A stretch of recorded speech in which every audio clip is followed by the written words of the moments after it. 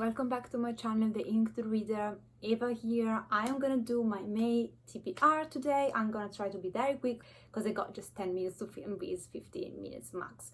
And spoiler alert, in April I was planning to have this big reading month and I did read a lot of things, but it wasn't as successful as I was expecting. So I am gonna start with some carryover, and when we go through that I'm gonna explain very briefly why I didn't finish it. So I do have just one official carryover where I'm not basically picking anything new, but all the other TBRs, even if I have to finish the book from April, I'm gonna still have a new book for this month. However, I did choose very small books because May it's exam period for me at university and it's gonna be crazy between the exams and the job. So I'm gonna first of all finish, and I have to finish Circe by Madeleine Miller. This is a pick of my book club I'm hosting with my job. So basically I decided to be part of a well-being team on my workplace, and I decided to create a book club for the company, and I'm the host of a book club where every 2 months we got 2 groups reading 2 different books, but because I'm the host and curator I need to read both books. So I've read one and I need in May to finish Circe before we meet at the end of May. And the only book I am actually carrying over, so there's no new pick from April, is the Disco World pick, which is going postal, because this is one of the TBRs where I've got less to read because I didn't have 12 books to complete, but just around 8. I can carry this over without my overall plan suffering too much. And I didn't even basically start this, I've just read like 20 pages. For my fantasy choice for the month, I am still reading Paradise Lost by John Milton. I will explain in my wrap-up why I am actually taking my bloody time with this. So I carry on reading this, but I don't really consider it a choice for the month.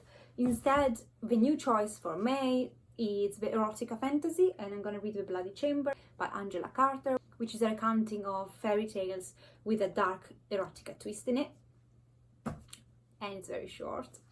Then for my non-fiction choice, I am filming this 5 days before the end of the month, so if by then I finish this, you're gonna see this in my wrap-up at the end of the month. So I might power through this, which is The 5 Untold Lives of Women Killed by Jack the Ripper by Helly Rubenhold. I'm loving this. I might be able to finish this by the end of the month, who knows. If not, I'm gonna finish this in May. And the pick for May for non-fiction though is gonna be Dispatches from Syria, The Morning They Came for Us, which is the book by Janine Di Giovanni. She is someone who worked in Syria, I don't know why, there's not written down in the synopsis, for around a decade, and because I don't know anything about the war in Syria, I wanted to educate myself, and I thought what better way to do it by reading a memoir or something written by someone who lived through the experience of the war.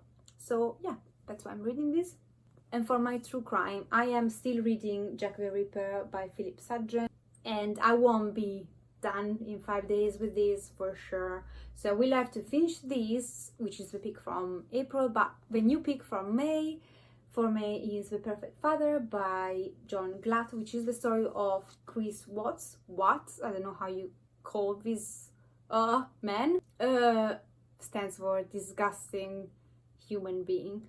And there is also a Netflix documentary on this recent case where in USA this father killed his pregnant wife and his 2 daughters, 3 and 4 years old each, and he killed them barehanded because apparently he wanted to start a new life with his mistress. And I remember I'm particularly fascinated by family annihilators because it's something that I consider very unnatural, and killing people, serial killers, is extremely unnatural, period.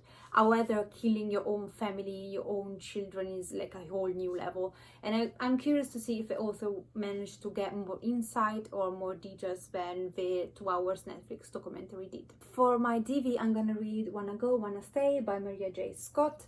DV stands for domestic violence, and in this case this is a story of this woman who moved in the 70s to this new town to kind of kick off her career, and then she ends up meeting a man and she falls in love madly with him. They start dating, and a year later he turns into this very abusive, toxic man in her life. And I guess this is the story of how she escaped him and how she survived through the abuse. And again, it's short, so theme of the month, short books. For finishing series TBR, I'm finishing series that I started ages ago. I'm gonna listen to Ignite Me by Tahara Mafi. I'm not a fan of the series. I think I started this series way too late in life, where I was already a bit sick of YA, this kind of YA at least, and I'm not into dystopian at all, so bad combination. However, I've read the first 2 books, listened to the audiobooks, and I still don't get how we go from Warner being who he is in the books to where I know, because I've been spoiled throughout the decades on BookTube. So I don't get it, and I guess the 3rd book is where we get the answer. So I'm gonna just listen to the audiobook of these. I'm not gonna pick up a physical copy. I don't own it. I don't want to. But hopefully, finger crossed, I won't hate it. For my Japanese horror, I'm gonna read Ring. Ring is a very famous horror novel by a Japanese author, which was turned into a movie, very famous horror movie, which I never watched, never will.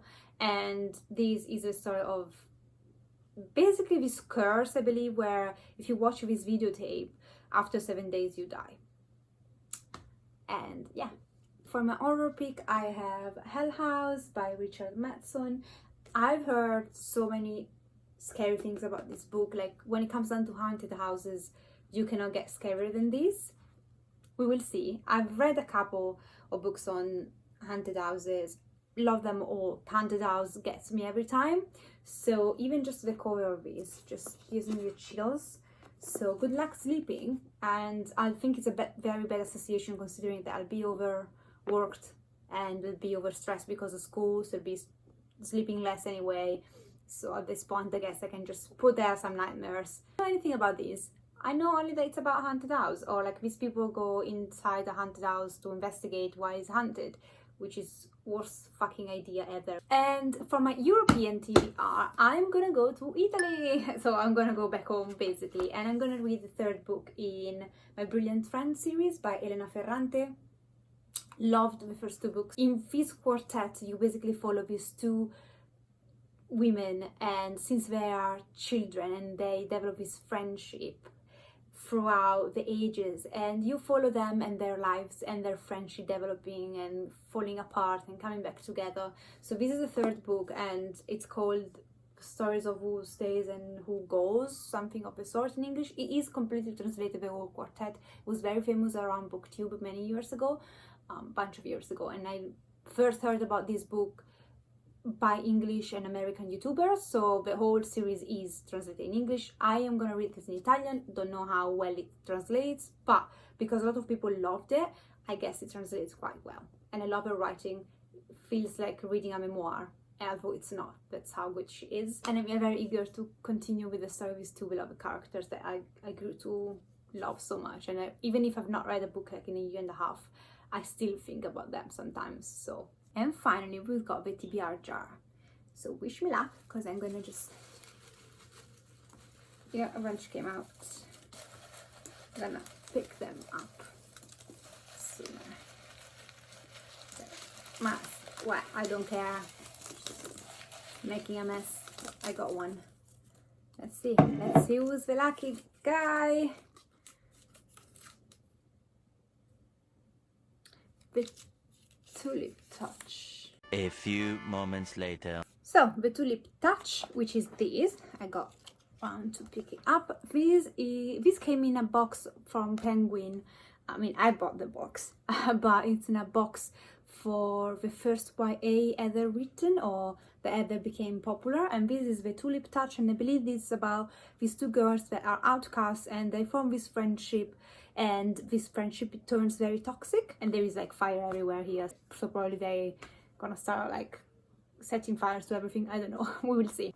And I really need to go, unfortunately. I'm running late, so take care. Thank you for watching. See you next time. Ciao.